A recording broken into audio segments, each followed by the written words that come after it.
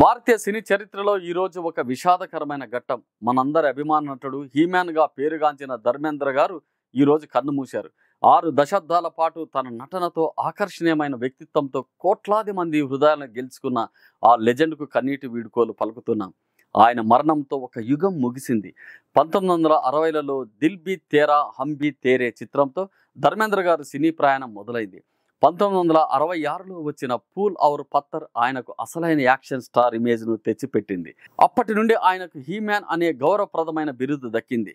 ధర్మేంద్ర గారి గొప్పతనం కేవలం యాక్షన్లోనే కాదు, ఆయన ప్రదర్శించిన పాత్రలోని వైవిధ్యం అద్భుతం.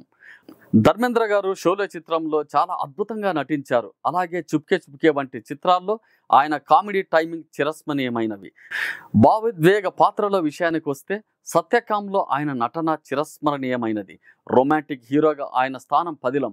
హేమమాలినితో ఆయన జోడీ భారతీయ సినిమా చరిత్రలోనే అత్యంత ప్రజాదరణ పొందిన జంటల్లో ఒకటిగా నిలిచింది. భారతీయ సినిమాకు ఆయన చేసిన సేవలకు గుర్తింపుగా ప్రభుత్వం ఆయనను పద్మభూషణ్తో సత్కరించింది.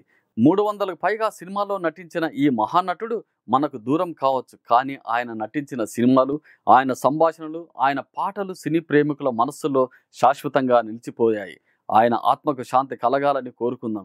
ధర్మేంద్ర గారి కుటుంబ సభ్యులకు, ప్రపంచవ్యాప్తంగా ఉన్న ఆయన అభిమానులకు మా ప్రగాఢ సానుభూతి.